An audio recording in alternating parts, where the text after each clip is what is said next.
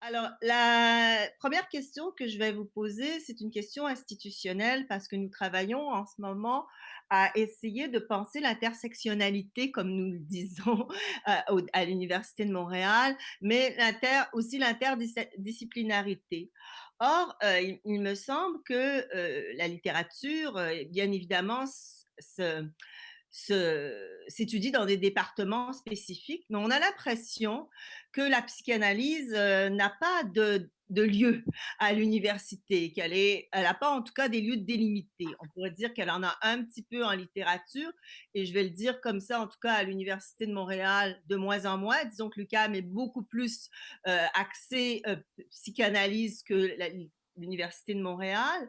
Peut-être on l'étudie un petit peu en psychologie, mais pour en avoir parlé avec Nicolas, il m'a dit que quand il a fait ses études, il n'y avait pas grand-chose en psychanalyse dans le domaine de la psychologie. Peut-être que ça a changé.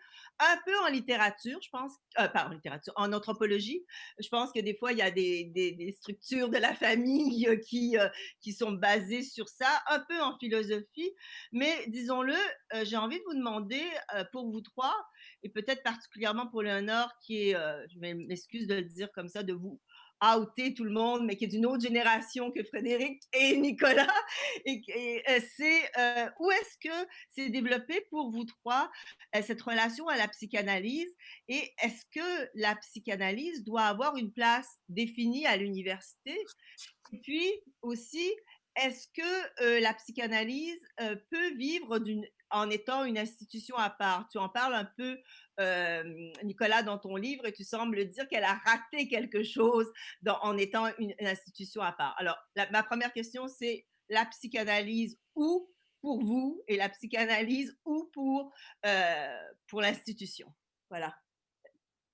Ne vous précipitez pas pour répondre.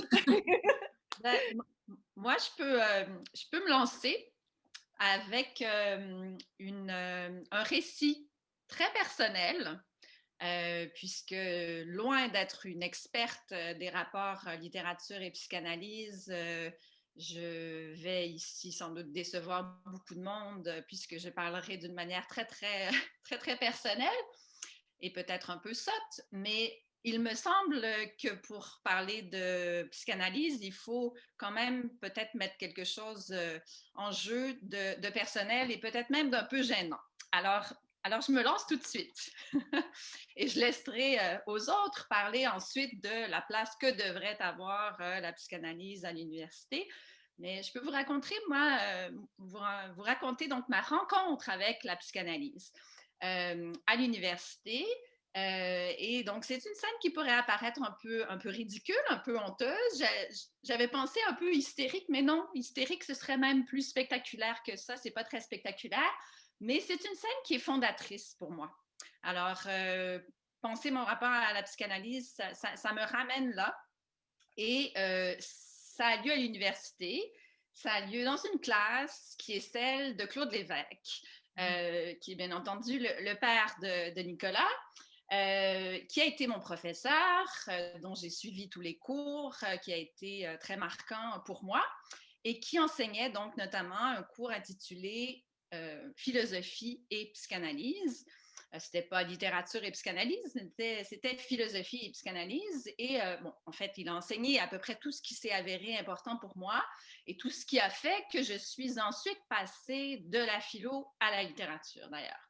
Et dans ce cours, donc, l'idée même de l'inconscient, je l'ai reçue en pleine gueule, en pleine poire. Elle m'a vraiment été assénée comme un coup sur la tête. C'était en 94-95, j'avais 20 quelques années. Et je me suis retrouvée, c'est là la scène, un peu ridicule, je me suis retrouvée en larmes. Pas dans la classe quand même, mais dans le corridor. Parce que ce qu'on venait de m'enseigner ébranlait tout de mon être, tout du monde autour de moi. Et ça a été un sentiment d'étrangeté affolant, vertigineux. Donc voilà, c'est une scène un peu ridicule, un peu honteuse, presque. Je la raconte sciemment parce que, bon, elle n'est pas institutionnelle, cette scène, bien entendu, mais elle a lieu quand même dans l'institution et que c'est une petite scène de débordement. bien entendu. Bon, l'institution ne peut que se méfier, me semble-t-il, d'un savoir qui se transmet entre ses murs et qui fait pleurer les étudiants dans les pauses. Les étudiantes, peut-être une affaire de filles aussi, là, que tu as ramassé en larmes dans les pauses, mais ça ne m'est arrivé qu'une fois. Et je me dis que peut-être que l'institution, elle s'en méfie de plus en plus, d'ailleurs, de ce qui peut venir ébranler les étudiants. En tout cas, moi, j'ai été très ébranlée et je me rappelle de la réaction de Claude Lévesque devant, je crois qu'il était lui-même assez ébranlé. Il est venu me voir, me demandant ce qui se passait, puis je lui ai dit, mais ce qui se passe, c'est l'inconscient. Et nous vois encore dans le pavillon Z. Et je pense que Claude Lévesque a été assez heureux. Il était un peu inquiet, mais il était assez heureux de me voir là, parce que, bon, je pense qu'il avait réussi son coup, littéralement, de transmettre l'inquiétude finalement dans la pensée, transmettre le tremblement, puis je pense qu'il m'a vu à ce moment-là, je vais le dire de manière aussi un peu, un peu sotte, mais avec une sorte de sentiment d'élection dont vous pourrez rire, mais je pense qu'il m'a vu comme une sorte de digne héritière de son legs à ce moment-là. Et à partir de là, j'ai effectivement été héritière, je pense, de quelque chose de grand, de lourd, d'encombrant et de très inquiétant. Et bon, j'ai continué mon parcours à l'université, j'ai appris plein de choses, j'ai été une très bonne étudiante, modèle, mais c'est peut-être le seul héritage intellectuel dont je me sens encore pleinement porteuse aujourd'hui. Cet héritage-là de l'ébranlement, c'est le seul legs que je ne pourrai jamais renier, car ben, c'est sûr, il me possède plus que je ne le possède. Alors, je dirais que cet ébranlement est mon seul titre d'accréditation pour cette causerie. Voilà. Je peux renchérir sur Frédéric parce que je vais répondre aussi de façon personnelle à cette question qui l'est un peu. Par l'ébranlement, alors je vais prendre ton dernier mot par l'ébranlement. En fait, je me demande si j'aurais été capable de recevoir la psychanalyse si ça m'était venu uniquement par l'institution. C'est-à-dire, est-ce que j'aurais été capable de l'entendre si d'abord c'était venu dans un cadre théorique? Je pense que moi, quand je parle de psychanalyse, c'est quelque chose qui me fait peur. C'est-à-dire que quand j'en parle, je vois que c'est chargé d'une forme de caricature théorique pour beaucoup de personnes. Alors moi, mon rapport à la psychanalyse a commencé par quelqu'un, en fait, c'est quelqu'un de qui j'étais très proche à l'époque, qui m'a menée à la psychanalyse, et sans doute parce que j'étais très proche de cette personne-là, je l'ai écoutée. Et ça, je pense que c'est lié à la littérature, c'est-à-dire que je ne sais pas si j'aurais été aussi ouverte à la psychanalyse s'il n'y avait pas eu la littérature d'abord. Je pense que la littérature, d'une certaine façon, la façon dont les textes viennent nous chercher, en fait, c'est juste, je renchéris sur l'ébranlement de Frédéric, c'est-à-dire que c'est l'ébranlement aussi de la littérature qui m'a permis d'entendre ensuite ce qu'on me disait par rapport à la psychanalyse. Je pense, donc, j'ai envie de dire, mon rapport à la psychanalyse, ça a été d'abord l'ébranlement de quelqu'un. C'est quelqu'un qui, avec l'ébranlement, m'a mené à la psychanalyse, à penser de cette façon-là. Donc, pas nécessairement dans les théories, c'était pas du tout un théoricien. Je pense que ça m'a peut-être apte à l'entendre ensuite. Et ensuite, c'est venu par l'université, en grande partie par toi, Catherine, donc qui nous en a parlé, mais qui m'en a parlé, qui en parlait dans les cours, mais jamais d'un point de vue extrêmement institutionnel. Alors, je ne sais pas si... je pense que une venue à... Mon Dieu, ça a l'air vraiment un acte de foi quand j'en parle comme ça, puis là, je rentre dans la caricature. Mais être capable d'entendre un rapport à l'inconscient, je vais le dire comme ça, pour moi, est passé d'abord par ce qui n'était pas institutionnel. Ensuite, donc, par des personnes et par les textes. Ensuite, la place à l'université, je me considère extrêmement chanceuse parce que quand j'ai commencé mon baccalauréat, il y avait, par certains professeurs, quand même une place pour la psychanalyse à l'Université de Montréal. Je ne sais pas s'il y a une grande place pour la psychanalyse à l'université en ce moment, mais mais il y en a, je pense que c'est important qu'il y en ait une au moins en littérature, parce que je pense que c'est une façon d'être à l'écoute des textes qui est importante. Donc, ce serait ma réponse anecdotique sur comment je suis arrivée à la psychanalyse. Catherine, tu as parlé de génération. Alors, je sais pas, je pense que je suis extrêmement chanceuse parce que je suis entourée par des personnes qui ont un rapport à la psychanalyse, ont un rapport à l'inconscient. Je ne sais pas si c'est quelque chose qui nous est beaucoup enseigné, par contre, et qui est donc extrêmement partagé. Je crois que j'ai trop de choses à dire sur les lieux de la psychanalyse. Je vais essayer de choisir, là. Ben, tout d'abord, c'est mon premier Zoom, donc c'est une belle expérience. Oh, bravo! Oui.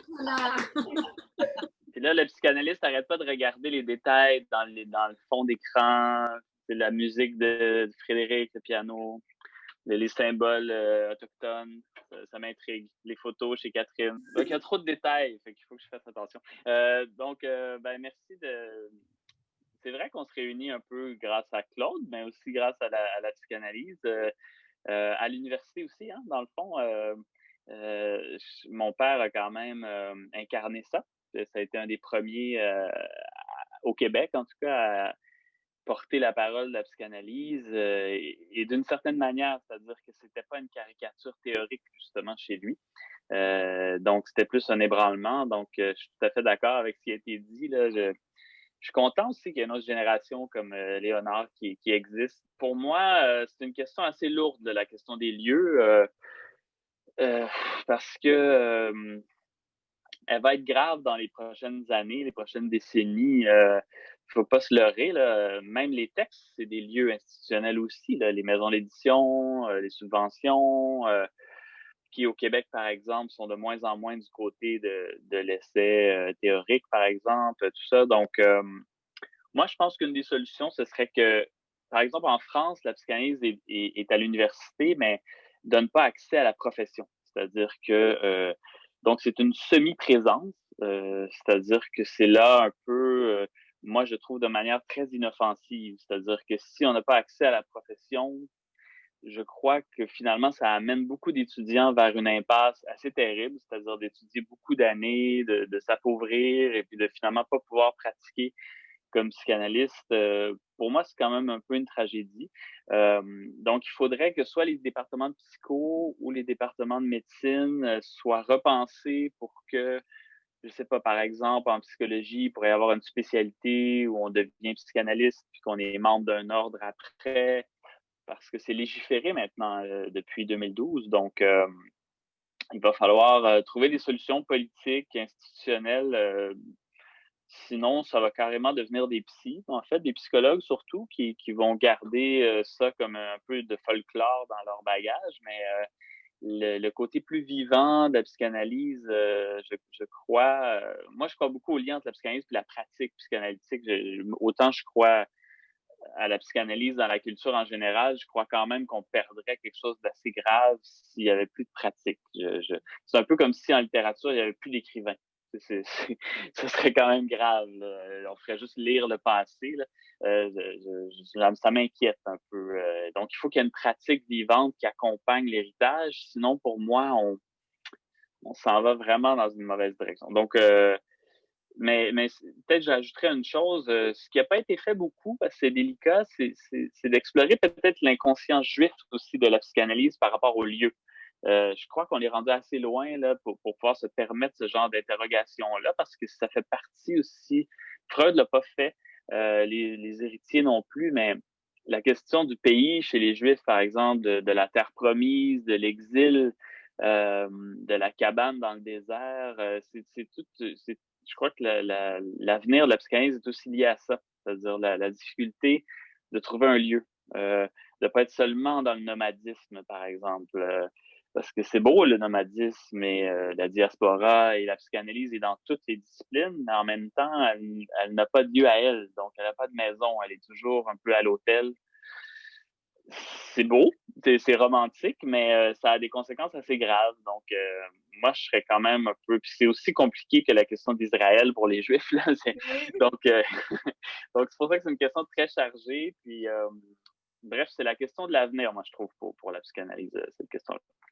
tu as dit, Nicolas, que la psychanalyse n'a pas de lieu aujourd'hui. Je me demande si elle a jamais eu vraiment un lieu, d'ailleurs, non plus. C'est pas parce que Vrai. Freud a ouvert son premier cabinet à Vienne et que il a dû s'exiler ensuite à Londres et qu'il y a eu d'autres psychanalystes comme Melanie Klein ou peu importe là qui en cite. Je pense que la psychanalyse, peut-être que c'est quelque chose qui est propre à cette discipline et puis c'est une question que je voudrais vous lancer, qu'elle partage avec la littérature, qu'elle n'a pas de lieu ou alors tous les lieux, qu'elle a lieu d'être hein, ou qu'il faut lui céder un lieu particulier. Et je me demande, donc, puisqu'on discute de ça cet après-midi, si un lieu possible ou un lieu de l'avenir pourrait pas se situer justement à la croisée des chemins entre la littérature et la psychanalyse qui se partagent le travail sur le texte, le travail sur le corps, le travail sur les signes. Tu viens de dire que tu es trop perturbé par tout ce que tu vois et tous les signes et les symboles qui parcourent et qu'il faut déchiffrer parce que c'est un peu ça hein, qu'on partage également entre les deux. Donc, est-ce que il faut un lieu ou plusieurs lieux, puis je renchéris sur ma propre question. Est-ce qu'il n'y a pas d'autres lieux que vous avez inventés vous-même? Donc, Frédéric et toi, peut-être l'essai peut devenir le lieu de la psychanalyse, de la pensée psychanalytique, pas de la pratique, mais de la pensée ou de la réflexion psychanalytique. Et dans le cas de Léonore, c'est la thèse. Et c'est vrai qu'aujourd'hui, il n'y a pas beaucoup de thèses qui investissent de plein pied la psychanalyse comme approche principale. Je peux y aller par rapport à la thèse ou à l'écriture. Je pense que la psychanalyse, c'est mon approche principale. Non, c'est mon approche principale dans la thèse, mais pas nécessairement comme cadre théorique. Ça l'est, mais c'est aussi comme posture de pensée. C'est-à-dire que quand Andrea te dit le titre de ma thèse, le désastre de la rencontre, cette espèce de forme de rencontre difficile, de non-rencontre, c'est quelque chose d'extrêmement lacanien. Mais c'est surtout une façon de penser. Je pense aussi dans une forme de qu'est-ce que le langage peut nous permettre de penser? Je pense que c'est quelque chose que la psychanalyse et la littérature ont en commun, c'est-à-dire c'est une forme à la fois de foi et de méfiance envers les mots. Je dis ça parce que j'aurais du mal, même s'il n'y avait jamais le mot psychanalyse dans ma thèse, je pense que j'aurais du mal à penser autrement que dans quelque chose qui est lié à la psychanalyse. Dans une façon de penser le langage et une façon de jouer avec les associations d'idées et de faire un peu délirer les mots aussi. Je le dis parce que je relisais hier Antise de Frédéric, puis il est question de psychanalyse d'Antise, mais pas... C'est comme tout le temps là, mais c'est pas constamment conceptualisé non plus.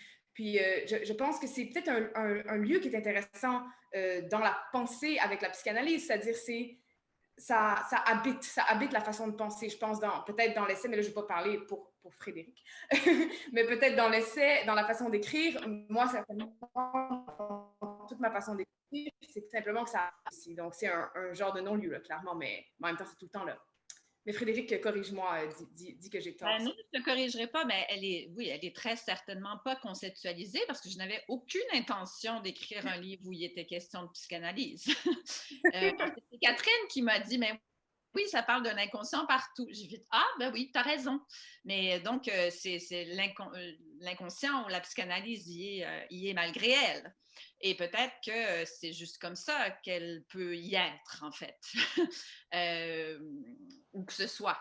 Moi, ce que je vois de l'extérieur, je n'en sais rien de l'avenir de la psychanalyse et de son rapport à l'institution parce que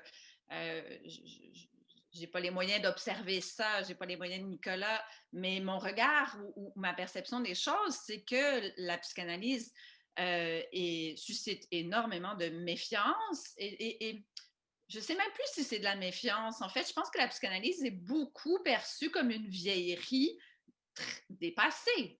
On se gausse de la psychanalyse. Quand j'en parle dans mes cours ici et là, je sens souvent que Ça leur paraît un peu étonnant que je convoque ce vieux bagage. Hein. Je pense que la psychanalyse est conçue dans la plupart des lieux comme un vieux bagage à la fois suspect et poussiéreux. Une vieillerie dont on se gosse un peu, ce qui est évidemment une défense très, très efficace, là, quand par ailleurs elle est partout, parce que tout le monde manie les concepts de la psychanalyse, elle s'est infiltrée partout, la psychanalyse, tout le monde parle du complexe d'Édipe, mais je pense que personne ne tient compte du fait qu'il y a de l'inconscient. Je pense que la psychanalyse est absolument refoulée dans à peu près tous les lieux et tous les discours. Elle affleure très rarement et quand elle affleure, c'est justement sur le mode conceptuel, de sorte qu'on ne parle pas d'inconscient. Mais peut-être que l'inconscient n'est là que quand on ne tente pas d'en parler directement. Quand on se rend pas Oui, compte, surtout. puis moi, je voulais dire quelque chose par rapport à ça parce que en pensant à cette rencontre, il y a une chose que je voulais dire que j'ai remarqué, puis qui vous concerne d'ailleurs en lisant, par exemple, Frédéric et Catherine, on le voit bien, c'est que je crois que la psychanalyse a migré et se retrouve beaucoup plus dans les lieux de création que dans les lieux d'interprétation, je dirais. C'est-à-dire qu'au lieu d'être avant, disons, à l'époque de mon père, c'était plus dans l'arsenal théorique, si on veut, la psychanalyse. Et puis là, ça a migré beaucoup. Moi, en tout cas, je m'entends beaucoup mieux avec les gens qui sont dans les lieux de création en général parce que je trouve qu'ils ont un rapport à la psychanalyse qui me semble encore vivant, encore pertinent, alors que la psychanalyse comme arme herméneutique d'interprétation, que ce soit des textes ou de la lourdeur conceptuelle, a effectivement beaucoup vieilli, mais pas beaucoup dans les lieux de création. Moi, je trouve qu'il y a encore beaucoup de gens en littérature, en théâtre, en art contemporain, en danse, qui sont complètement fascinés par la psychanalyse encore aujourd'hui. Et donc, c'est là que je trouve des zones de vivacité de la psychanalyse, donc beaucoup plus dans la création que dans un regard théorique, parce que théoriquement, effectivement, la psychanalyse a quand même vieilli. Là. Il y a beaucoup de choses qui se sont passées, puis il y a des choses qui tiennent plus beaucoup. Donc, je ne sais pas qu'est-ce que ça dit de ce qui s'est passé, mais je crois que la théorie en général, d'ailleurs, a vieilli. Tu sais, je pense qu'on peut dire qu'il n'y a pas de grande révolution théorique actuellement. Là. On n'est pas comme dans les années 60. Là. Donc, je ne sais pas si la psychanalyse suit aussi peut-être ce qui se passe, puis que la création semble plus vivante, en tout cas actuellement, que je trouve que la théorie. Je sais pas si c'est juste moi qui trouve ça, mais je le sens un peu comme ça. C'est une idée. Non, mais moi, je trouve que c'est une idée très intéressante parce que je crois aussi que la façon parce que moi, je pense à des stratégies pour continuer à faire vivre la psychanalyse, le cadavre bouge encore. Donc, j'ai vraiment envie peut-être de la ressusciter ou du permettre de continuer à être là. Et je pense que tu as tout à fait raison. Dans la création ou dans la pensée de la création, bizarrement, il est difficile de ne pas penser à l'inconscient. Dès qu'on se heurte à la question d'où viennent les idées, c'est difficile d'avoir un lieu pour penser. Donc, c'est vrai. En même temps, j'ai comme envie de dire, ceux qui faisaient de la psychanalyse à l'université, même quand ils étaient de grands théoriciens de la psychanalyse comme ton père l'était, ils avaient toujours l'impression, face à des kantiens, par exemple, parce que je pense à des gens qui travaillaient en philosophie avec ton père, ils avaient toujours l'impression d'être des charlatans ou des créateurs. C'est-à-dire que déjà... Hein? Ou des parias. Exactement. Mais déjà, on les mettait du côté des artistes de la philosophie. Hein, ceux qui étaient donc, je pense que tu as tout à fait raison. Et même ceux qui étaient en littérature, qui étaient en train de travailler sur les textes psychanalytiques déjà. Donc, c'est vrai on a même du mal à prendre au sérieux ce rapport très fort à la psychanalyse. Et bon, peut-être qu'il doit se réfugier dans des lieux qui sont moins sérieux, comme la création, parce que c'est tellement pas Oui, sérieux la création que voilà. oui. La psychanalyse est devenue non sérieuse. C'est ça son avenir. Bonne idée. C'est une bonne idée. Mais moi, je vois pas ma pratique comme une pratique justement de lecture théorique ou de diagnostic. Je la vois plus comme une création à deux, justement. Donc, déjà là, je pense que même dans la pratique, dans la façon de concevoir ça, ça a changé beaucoup. On n'est pas là pour interpréter seulement ce que l'autre dit. On peut le créer avec l'autre et puis l'échange des paroles. Et puis là-dessus, d'ailleurs, le livre qu'on a fait ensemble, Catherine, est très psychanalytique dans ce sens-là. C'est-à-dire qu'il y a cette rencontre, ou peut-être le désastre de la rencontre, comme disait Léonard, c'est la rencontre qui crée, en fait. Et moi, je le vois plus, la psychanalyse, comme ça maintenant, que comme une espèce de truc surplombant, beaucoup moins. Et si je peux surenchérir là-dessus par rapport à l'écriture de la thèse, ça va peut-être paraître un peu mystique par rapport à la littérature, mais ce que vous dites de pas seulement avoir une posture surplombante, mais c'est aussi un peu ce qui me semble être une posture par rapport au texte quand on écrit une thèse ou un essai ou quelque chose comme ça. C'est une posture par rapport à la littérature qui me semble qu'il faut avoir dans la création, mais qui lie la création. C'est-à-dire que rencontre aussi, même si c'est pas une personne, les textes. Je pense que ce que vous dites par rapport à votre pratique de psy, je la vois avec une pratique littéraire aussi, que vous êtes aussi dans une mesure d'échange avec le texte qui ne soit pas surplombé. J'ai vraiment aimé votre expression arsenal théorique, qui ne soit pas une espèce d'arsenal théorique qu'on pose sur le texte. Alors, je pense que ce que vous dites de la littérature, aussi en rencontre et en non-rencontre avec l'autre, mais dans cette espèce de rencontre, il y a quelque chose qui surgit. Mais je pense que c'est aussi ça qui permet de ne pas mourir d'ennui et d'être en dialogue avec le texte.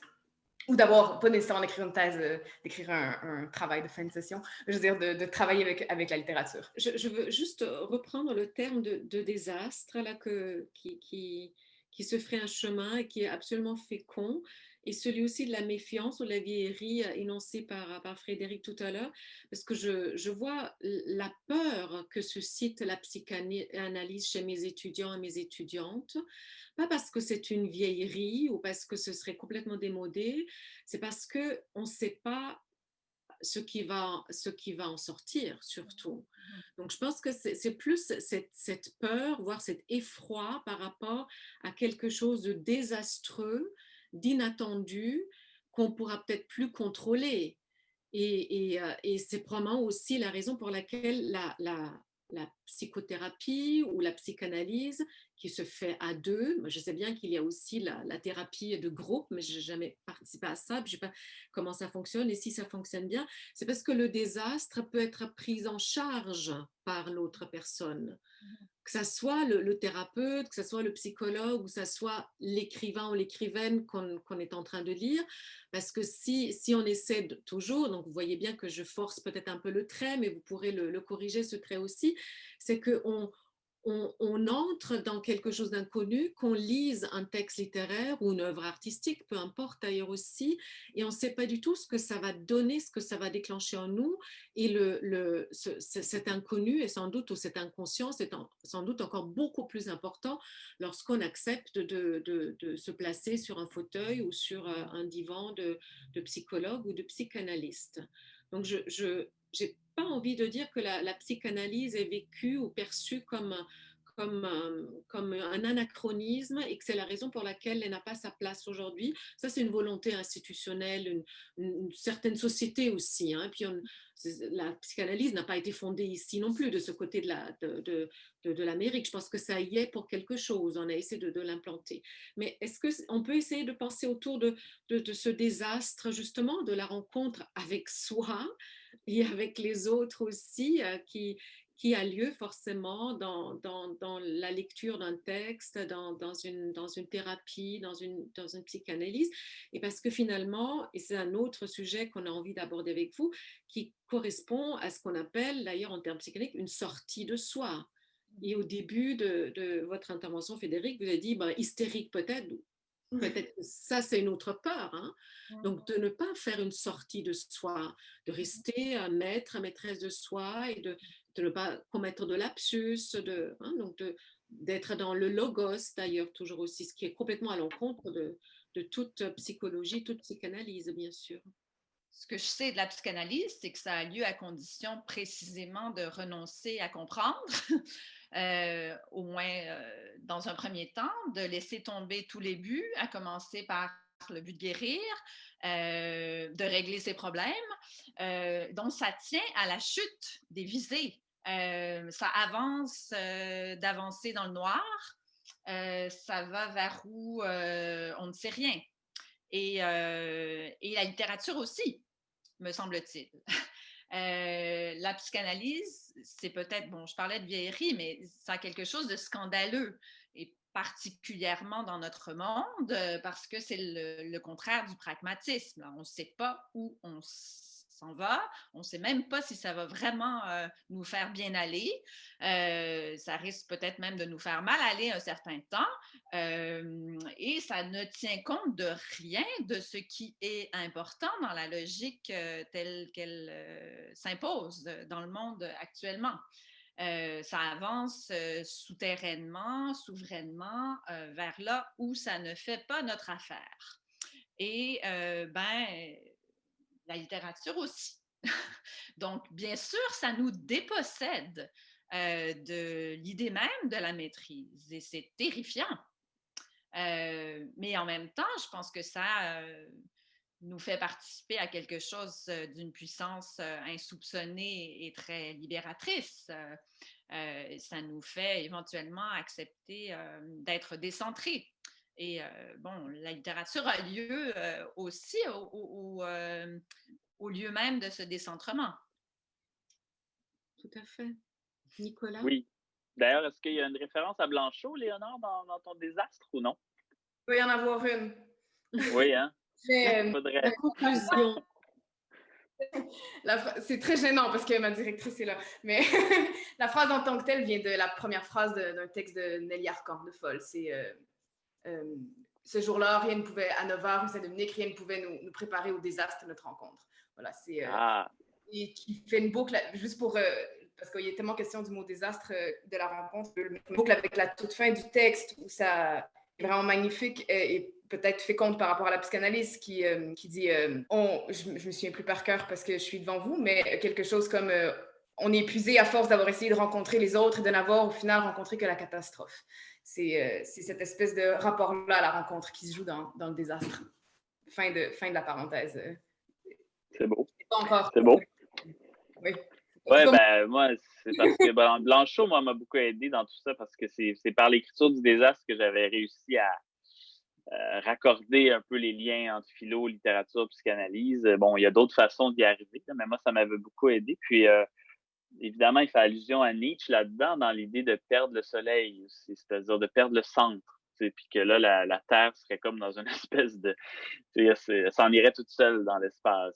C'est une belle métaphore, je trouve, parce qu'au fond, effectivement, la littérature et la psychanalyse se rejoignent totalement là-dessus. Puis une certaine philosophie, mais pas toute. Et je pense que ce désastre, effectivement, c'est ce qu'on cherche. Et puis, mais peut-être que ça prend une rencontre aussi pour vivre le désastre. Parce que je ne sais pas si on peut le vivre seul, justement. Puis ça, c'est là aussi que la psychanalyse amène l'idée de la relation ou de l'autre. Tu vois? Puis je pense que ça, c'est intéressant aussi. En quoi la littérature est aussi une question de l'autre, puis du rapport à l'autre. On l'oublie, hein, parce qu'évidemment, on pense que l'écrivain écrit seul, on pense que le lecteur lit seul. Mais on sait bien que c'est pas vrai. Puis ça c'est intéressant, je trouve, le lien entre littérature et psychanalyse. Comment la psychanalyse aussi peut aider la littérature à dévoiler en quoi la littérature est aussi une relation, d'une certaine façon, qu'il y a plein de transferts, qu'il y a plein d'autres partout, finalement.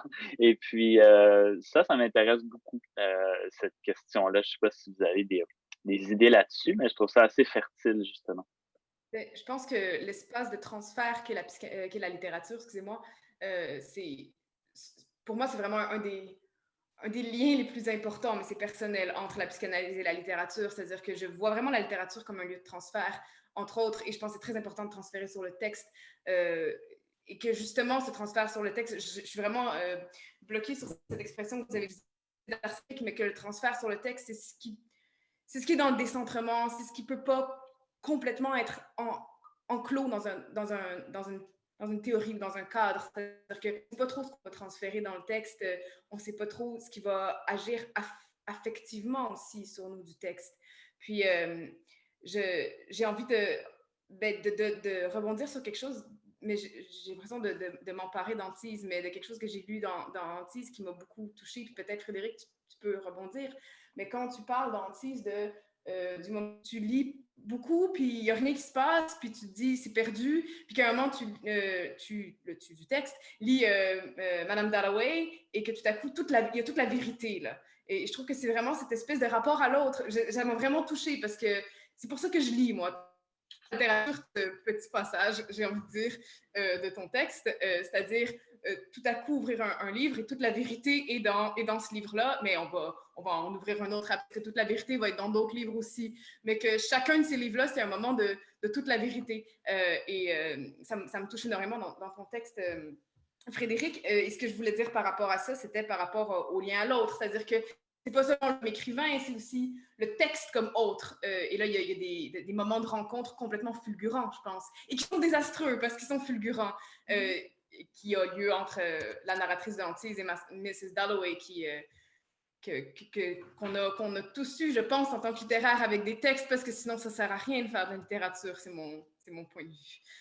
Ben oui, là-dessus, sur le désastre, la rencontre littéraire, la sortie de soi, ben, sans contexte, le livre, c'est l'espace par excellence, me semble-t-il, à la fois de la sortie de soi et c'est aussi un contenant pour que cela soit possible. Mais ça ne marche pas à tout coup, bien entendu. Quand ça marche, c'est peut-être le plus grand bonheur. Bon, Léonard, tu fais référence à ces coups de foudre qui nous saisissent lors de certaines lectures. Quand ça marche, la lecture, c'est pour moi le bonheur d'être enfin délivré de moi. De perdre mes contours, de me perdre dans la page, dans les mots de l'autre qui m'accueille. Et c'est peut-être un des plus grands bonheurs que je connaisse. Et souvent, on pense la littérature comme un lieu de réparation, de rédemption du moi, du sujet. Évidemment, ça peut être ça, et ça l'est pour beaucoup de gens, et tant mieux. Mais plus fondamentalement, pour moi, c'est le lieu justement du désastre, ou pour le dire avec Quignard, du désarçonnement, mais un désarçonnement bienheureux. Moi, je suis très attachée à un livre de Léo Bersani que peu de gens citent, me semble-t-il, malheureusement, parce que c'est à mes yeux un grand livre. Ça s'intitule The Culture of Redemption. Et en fait, il prend le contre-pied de ce qu'il nomme justement la culture de la rédemption, hein, cette idée finalement que la culture nous répare. Reconstitue notre moi. Ce qu'il défend, en fait, c'est qu'au contraire, la littérature est ce lieu où enfin on peut être débarrassé de nous-mêmes, où tout cela peut enfin voler en éclats à notre plus grand bonheur, d'une façon évidemment un peu dionysiaque. Il montre que même chez Proust, qui peut être vu comme la quintessence du moi réparé, retrouver tout ce qu'on veut, ce qu'il montre, c'est qui a lieu chez Proust, c'est la déprise de soi. Le temps retrouvé, c'est une défaillance, hein? C'est une perte des contours. C'est d'ailleurs ce que dit André Green aussi de Proust, un peu à l'encontre d'une lecture parfois un peu trop rapide. Donc, c'est le contraire de la rédemption, finalement. On n'a rien trouvé, on se perd enfin, parce que c'est peut-être ce qu'on cherche, de se perdre enfin. Même si on pense le contraire, même si on pense qu'on veut être réparé et se trouver. Mais évidemment, et pour revenir au lien à l'autre, cette sortie de soi, elle a lieu parce qu'il y a de l'autre pour nous recevoir. Parce qu'on pense qu'il y a un autre qui pourra nous attraper quand on écrit et nous entendre. Ou grâce à l'autre qui a pris le risque justement de se perdre pour nous, de façon à ce qu'on puisse nous l'attraper quand on le lit. Hein? Donc, c'est à la fois des prises des astres, le moi qu'on perd, mais aussi un contenant qui tient, oui, à la relation. Revenir 2 secondes à ce que tu viens de dire, Frédéric, sur cette déprise, parce que j'ai l'impression qu'en ce moment, par exemple, je pense à, comment la façon dont on a de sauver la littérature, parce qu'il faut pas seulement sauver la psychanalyse, mais il faut aussi sauver la littérature qui, elle aussi, peut aller d'une certaine façon, mal et puis on dirait qu'il faut toujours en prendre sa défense. Je pense à ce que fait, par exemple, Martha Nussbaum en essayant de dire, la littérature, c'est ce qui va permettre l'empathie. Hein, c'est-à-dire les théories du care qui sont chez Nussbaum. La littérature peut nous sauver parce qu'elle va nous apprendre l'empathie, donc elle va créer un autre devant nous. Alors oui, c'est parce qu'elle est prise avec cette idée d'une utilisation de la littérature à des fins de gestion du moi et d'avoir un meilleur moi qui serait empathique. Mais en même temps, je pense que c'est très difficile l'argument qu'on est en train de tenir. C'est-à-dire, je l'aime beaucoup, hein, la question de la faille, la question du risque aussi, du risque de dépossession, le transnarcissisme, quitter cette peau qui m'étouffe, comme je le fais dans mes rêves. Et même dans mes rêves, c'est encore trop moi. Mais j'ai l'impression que ce discours-là, de la faille que donne la littérature aussi. Comment je ne tout à l'heure je veux reprendre ce que disait Andreas. J'ai l'impression quand même qu'on a beaucoup de mal et, avec quand même cette vieillerie parce que j'ai envie de dire il y a quelque chose. Bien sûr que la psychanalyse a jamais été très, très, très appréciée, mais j'ai l'impression qu'en ce moment, malgré tout, il y a, un grand désir de meurtre face à la psychanalyse. C'est-à-dire qu'il y a une impossibilité de tenir ce discours de la faille, heu, dans beaucoup, beaucoup de lieux. Alors est-ce qu'il est seulement là sur le divan? Est-ce qu'il peut rester seulement là quand je vais voir le psy ou la psy? Mais j'ai beaucoup de mal à voir. Tout le discours que l'on va tenir sur la littérature va être un discours non pas de la faille, mais de la possibilité de reconstruire un moi qui va pouvoir englober une autre altérité. Voilà. Je crois que on est tombé dans une opposition aussi, c'est-à-dire entre la faille et la réparation, entre le moi et le non-moi. C'est aussi un peu de la faute, quand même, je dois dire, de la psychanalyse et aussi d'un discours, je dirais, postmoderne, des constructions, c'est-à-dire que idéalement, je pense qu'il faut penser les deux en même temps, c'est-à-dire que la psychanalyse serait essentiellement une déprise, c'est-à-dire un désastre, mais qui est aussi le but, c'est de casser son système puis son moi pour qu'il se refasse de lui-même d'une certaine façon. Parce que c'est pas vrai qu'on peut vivre sans moi, sans narcissisme, sans frontières, malgré tout le romantisme qu'il y a là-dedans, et on a carburé quand même un peu à ça. Euh, c'est pas vrai. Mais l'idée, c'est qu'il y a des contre-pouvoirs, qu'il y a des contre-forces, comme la psychanalyse en ferait partie, la littérature en ferait partie. C'est-à-dire, c'est ce qui ferait partie des choses dans la société qui nous sortent de nous-mêmes, qui cassent les systèmes. Mais c'est pas vrai qu'il n'y aura pas de système, c'est pas vrai qu'il n'y aura pas de moi, c'est pas vrai qu'il n'y aura pas de narcissisme. Mais c'est pour ça que mon point avec l'institution psychanalytique, les psychanalystes sont beaucoup trop romantiques dans leur idée de pouvoir vivre en marge de la société complètement. Il y a quelque chose de complètement ridicule là-dedans. Penser à la littérature sans l'université, sans le cégep, faire uniquement confiance au blog littéraire, là, puis bon, tu sais, ce serait un peu... Moi, je ne ferais pas confiance à ça. Donc l'aller-retour entre la déprise et une certaine prise, entre un moi et un non-moi, entre l'astre et le désastre, je crois que l'avenir est plutôt là-dedans que dans une opposition là, entre les puristes d'un côté. Là. Il y a quand même ça un peu qui est arrivé, une certaine pureté de la faille aussi, quand même, il faut le dire. Tu vois, un rapport plus dialectique, plus dialogique, plus. Oui, ben on a fétichisé un peu comme les psychanalystes ont fait avec le silence, par exemple. C'est-à-dire que bien sûr, l'échange entre le silence et la parole, mais de là à dire rien pendant 5 ans, tu sais, c'est un peu une fétichisation du silence. Mais on a fait la même chose un peu en philosophie puis en littérature, c'est-à-dire qu'il faut pas porter non plus la déprise en absolu. C'est-à-dire c'est ça qui est toujours. Puis on a fait ça un peu avec la psychanalyse. Hein, c'est-à-dire que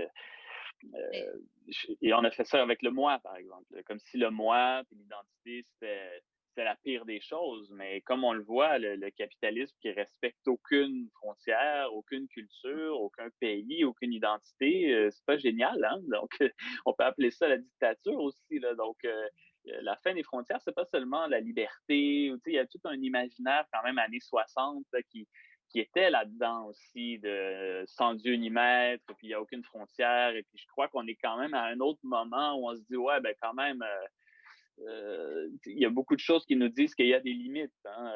Bon, on rentrera pas dans toutes les discussions sur les agressions sexuelles et tout ça, mais il y a quand même des limites. Il y a quand même.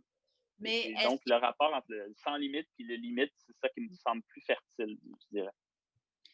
Mais Nicolas, il me semble que la psychanalyse et même les penseurs dignes de ce nom n'ont jamais dit autre chose.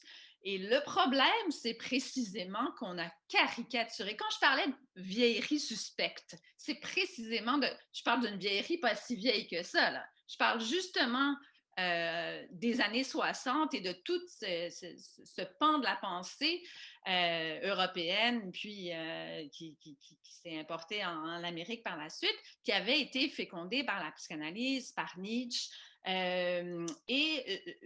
Paradoxalement, on s'en prend énormément ces temps-ci à tout cet héritage. Et tu dis, bon, peut-être qu'on a exagéré, qu'on a, pour le dire dans une formule, on a mis tout sur Dionysos et on a oublié que il n'y a pas de Dionysos sans Apollon.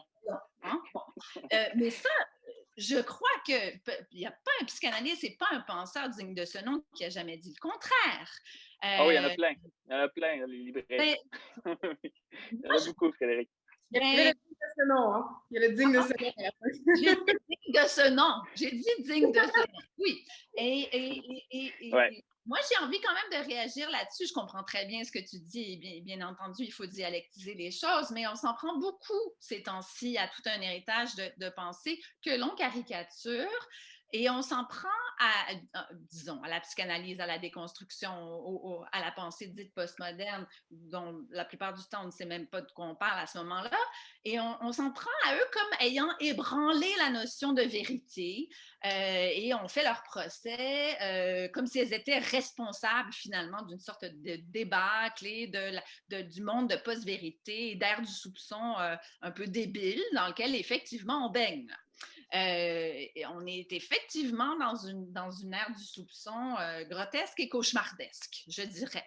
Et face à cela, ce que je vois, moi, c'est qu'on a l'impression on aurait besoin d'une restauration de la vérité et de la morale face à ce monde tellement chaotique où il y a peu d'espoir finalement. Et moi, ce que je vois, c'est quand même une vaste tentation de restauration assez régressive.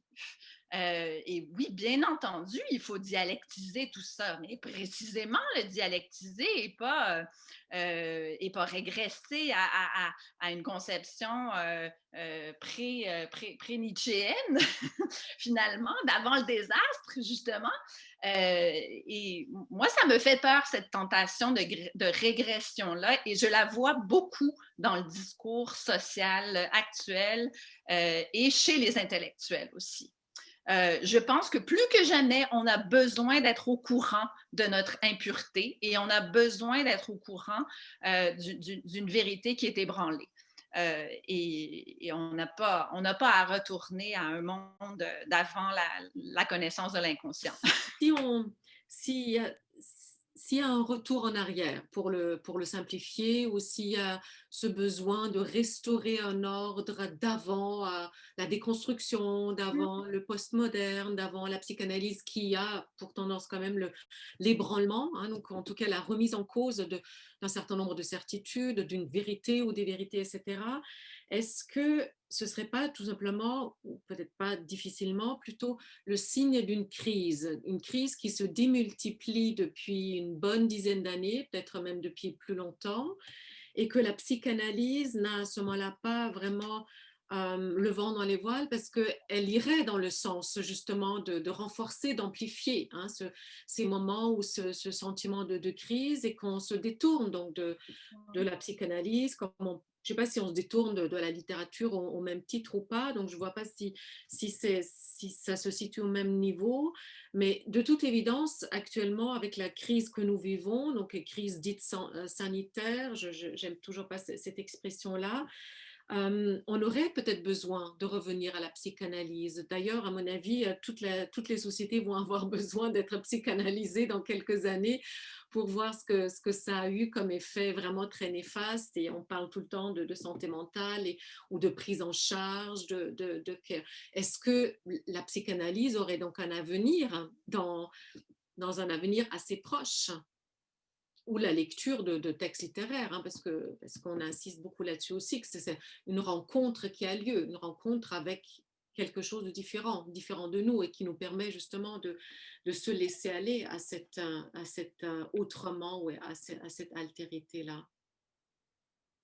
J'essaie d'être optimiste pour l'avenir de la psychanalyse, mais parce que je la pratique pas non plus, mais je me sens un peu solidaire évidemment du fondateur de la psychanalyse. Moi, je suis pas optimiste du tout. Mais par rapport à l'avenir de la psychanalyse dans les années à venir. Mais j'aimerais vraiment insister sur peut-être le mot que vient d'utiliser Frédéric de pureté et d'impureté, c'est-à-dire que je pense qu'il y a quelque chose de ne pas avoir un rapport complètement pur avec soi, avec son rapport à l'autre, avec son rapport à sa parole, à sa conscience, qui est important dans la psychanalyse, qui est important dans la littérature. Je ne sais pas si c'est quelque chose qui est vraiment mis de l'avant en ce moment. Par rapport à nos problèmes de santé mentaux avec le confinement, moi, je pense pas du tout que c'est la psychanalyse qui va venir régler le problème qu'on va voir. C'est-à-dire qu'on va vouloir rendre les gens plus efficaces. Puis la psychanalyse, comme la littérature, je trouve qu'une de leurs belles beautés, mais qui est vraiment une tare qu'elles ont, c'est que c'est très peu efficace dans le temps. Et je ne sais pas si c'est vers ça que les gens vont se tourner de façon instinctive. Nicolas, est-ce qu'il y a un avenir? En fait, je sais que ton cabinet est déjà bondé de toute façon. Tu le dis dans Fora qu'il n'y a jamais eu autant de patients et de patientes. Donc, il y a vraiment un débordement de ce côté-là. Oui, ben, c'est pour ça que je suis optimiste. Je vois, il y a une demande extraordinaire pour ce que la psychanalyse peut offrir si elle n'est pas sa propre caricature, justement, si elle est autre chose. Je crois que, en fait, c'est que si la psychanalyse accepte de changer, euh, je crois qu'il y a beaucoup d'avenir parce qu'elle peut se réunir avec les autres forces. Je dirais, parce que moi aussi, je vais parler d'antise, tiens, de Frédéric, euh, il y a l'idée des vêtements qui collent pas à la peau hein, dans ton texte. Et puis, il y a quelque chose de l'ordre d'une non-adhésion chez toi, puis chez ce qui t'intéresse aussi. Puis je sais qu'il y a ça chez Catherine aussi. Puis bon, je sais qu'Andrea aussi, pour avoir travaillé avec toi, t'as un attrait pour ces choses-là. Puis moi aussi, donc on n'est pas réunis pour rien. Là. Il y a l'idée de la non-adhésion qui est quand même importante, hein? C'est-à-dire que la psychanalyse s'est perdue en voulant devenir une sorte d'adhésion à un club select fermé, homogène et tout ça, alors que le plus intéressant de la psychanalyse, c'est sa non-adhésion aussi, d'une certaine façon, c'est-à-dire qu'elle voyage. Euh, et je crois que les forces de la non-adhésion pourraient se mettre ensemble dans l'avenir. C'est déjà ça qui arrive un peu avec la littérature.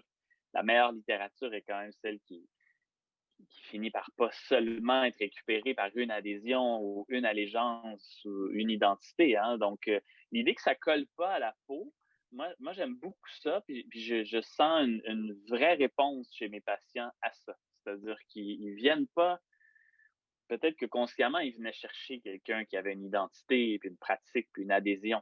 Mais au fond, c'est pas ça qu'ils veulent. C'est-à-dire que c'est bien mieux d'aller voir quelqu'un qui est plus libre, qui est pas dans une adhésion à une technique ou à une théorie ou à une allégeance, là. Donc, cette liberté-là, qui est un peu une errance aussi, me semble, de tous les temps, avoir eu beaucoup d'espoir et d'avenir. Tu sais, les auteurs qui durent le plus longtemps, tu sais, c'est souvent ceux qui n'ont pas adhéré à leur époque tant que ça. C'est un peu, mais qui ont gardé un côté un peu, comment je dirais, il n'y a pas d'uniforme qui leur convient, là. Donc, je dirais ça comme ça.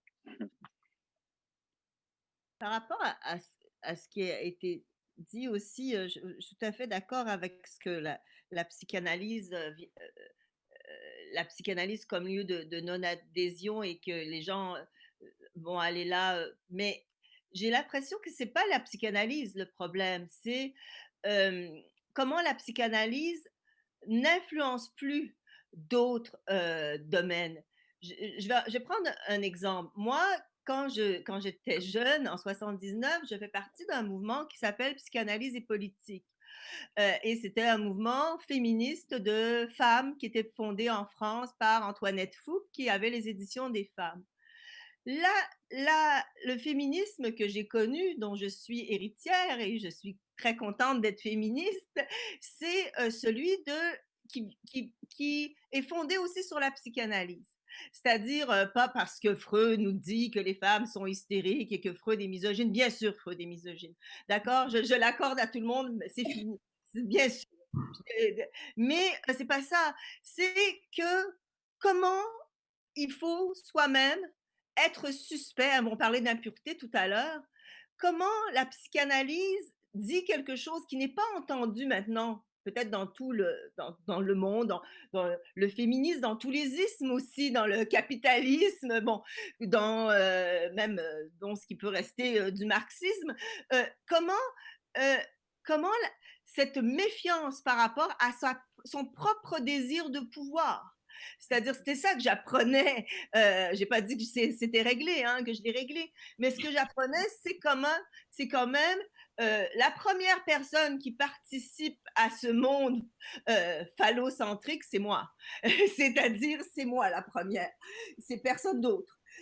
C'est vraiment une méfiance face à soi qui va me mettre en position d'impur, c'est-à-dire je ne suis pas pure quand je prends la parole, quand je prends la parole, je suis aussi un bourreau. Il faut quand même dire, si j'ai le droit à la parole, c'est que je peux faire du mal à d'autres, hein, bien sûr, et même quand je ne le prends pas.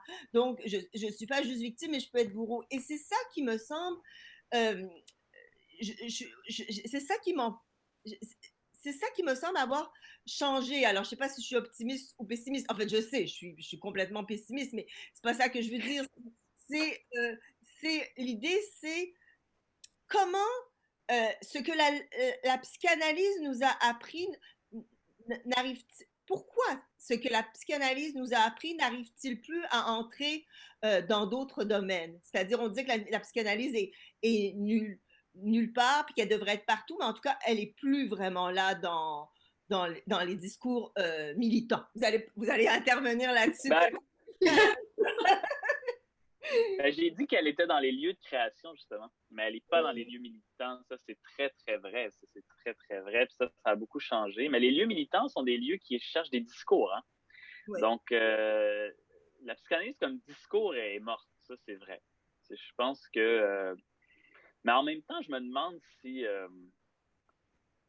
il y a quand même beaucoup de discours qui sont morts aussi. Hein. Des fois, je me demande jusqu'à quel point c'est psychanalytique le problème ou si c'est plus général. Est-ce que c'est la mort des discours en général? Ou est-ce que c'est la mort du discours psychanalytique en particulier?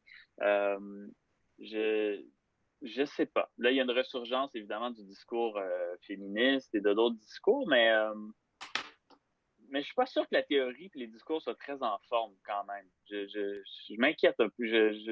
Je doute de ça. Fait que je dirais qu'on va le savoir peut-être plus tard, mais peut-être la psychanalyse est victime aussi d'une certaine vague. Je dirais qu'il y a quand même un désintérêt, même chez les intellectuels, dont moi-même je suis, là, que envers le discours très théorique aussi, très discours, très même en politique, par exemple. Je crois que la réaction à un discours révolutionnaire, uniquement abstrait, ne serait pas très bonne à l'heure actuelle, de toute façon. Donc, je sais pas. Qu'est-ce que vous en pensez? Ben, je me demande si dans le discours, je pense qu'il y a du discours en ce moment, mais peut-être que vous avez raison quand vous dites moins théorique.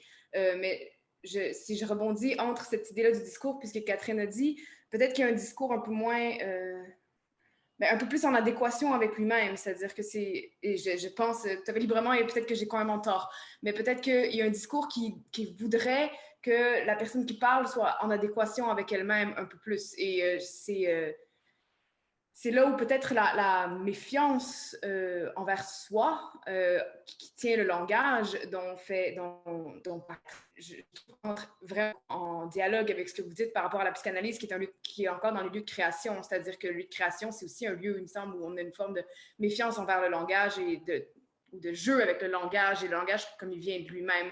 Et je me demande si en ce moment le discours, c'est pas qu'il n'y a pas de discours, c'est qu'il y a peut-être moins de discours théorique, comme vous dites, mais qu'il y aurait un discours peut-être moins méfiant envers le langage. Je sais pas. Je me demande s'il n'y a pas une nécessité de la méfiance envers son propre langage, ou moi qui tiens un langage dans la psychanalyse.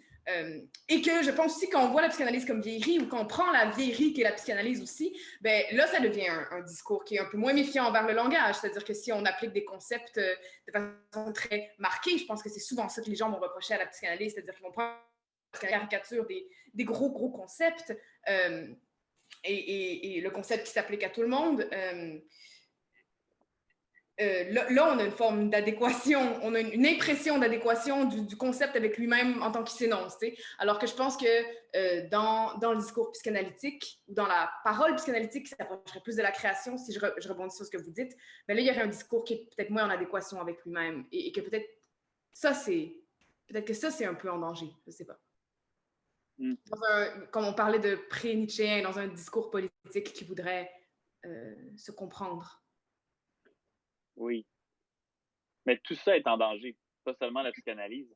Je pense pas que la littérature fait partie des discours politiques tant que ça non plus. Ah, je pense pas. L'art non plus. Donc, Il peut-être y a que tout ce qui remet en question le langage et une posture, justement, parce qu'au fond, ce que Catherine dit aussi, c'est qu'on n'est pas seulement un.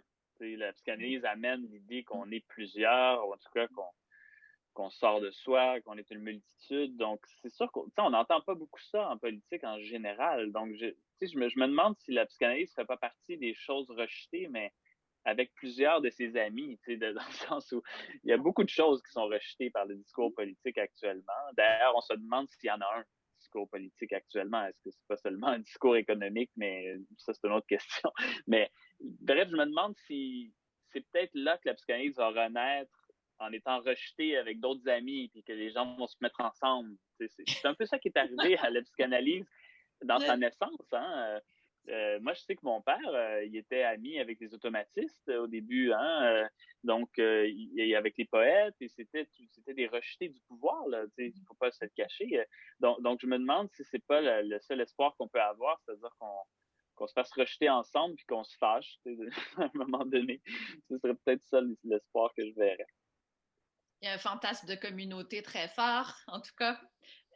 Moi, pour peut-être résumer ce que j'entendais dans ce que disait Léonard, j'ai l'impression que du discours, il n'y a que ça. Il y a beaucoup de discours, mais que ces discours-là cherchent à se fonder, à se refonder, et que la fondation du discours actuel, elle est dans le moi. Et que ce qui est rejeté, justement, c'est tout ce qui empêcherait de fonder le discours dans une identité assurée d'elle-même. Merci, c'est très bien résumé. Pas résumé, mais je veux dire, c'est très bien entendu aussi. Ce que j'ai envie de dire, c'est que j'ai l'impression que tu as rendu tout à fait compréhensible ce que j'essayais de dire en le comprenant. Mais c'est parce que tu l'as dit d'abord que je peux essayer de le répéter. Sans dire le moi. Mais tu sais, même le féminisme dont parle Catherine, puis je sais qu'Andrea aussi, t'as des racines dans ce féminisme-là, on entend moins parler quand même aujourd'hui d'un féminisme qui était justement issu de la psychanalyse, du surréalisme, de bien d'autres choses. Je l'entends pas beaucoup dans le féminisme actuel non plus, hein, d'une certaine façon. Donc, je me demande si si la psychanalyse et un certain féminisme et une certaine tradition, et il y a beaucoup de choses qui sont peut-être refoulées aujourd'hui, puis que la psychanalyse en fait partie, et est très mal placée pour se défendre, ça c'est sûr. Donc, en fait, c'est vraiment un commentaire que je voudrais faire, puis je l'ai vu dans la conversation aussi. Il y a un féminisme qui se revendique partiellement encore de la psychanalyse, si on pense à Paul B. Preciado, peut-être en toute petite partie à Virginie Despentes aussi, mais qui le dit jamais ouvertement. Mais c'est pas du tout ce mariage qui a eu lieu dans les années 1960, 70 en France, aux États-Unis ou dans la plupart des pays européens, qui était quand même dans un one-way aussi, hein, donc où la psychanalyse a fécondé, a nourri donc le militantisme des féministes ou le psychanalyse et politique, par exemple aussi, mais dans l'autre sens, c'était beaucoup moins vrai. Hein, donc la psychanalyse ne s'est pas forcément nourrie du féminisme ou d'autres disciplines. Et puis la psychanalyse, elle est quand même restée encore un domaine très masculin, hein, pendant très longtemps et peut-être même jusqu'à aujourd'hui. Il y a eu certes Lucie Rigaray, il y a eu Julia Kristeva, peut-être aussi parce qu'elles ont réussi à s'institutionnaliser, parce qu'elles ont eu des postes à l'université, notamment à Paris-Vincennes, donc qui était le lieu fort, le haut lieu, pardon, de la psychanalyse, du militantisme. Est-ce qu'on parle beaucoup d'Anne Durfantel comme psychanalyste, même Mélanie Klein ou Klein?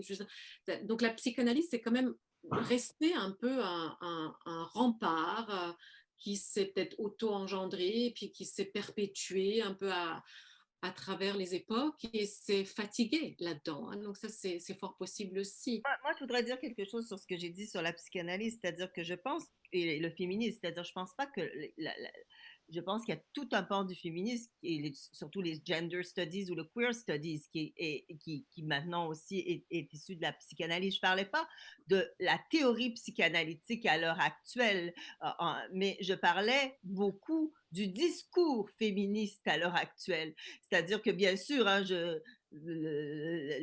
les textes de Butler sont basés complètement sur des lectures de Lacan et c'est pas ça du tout.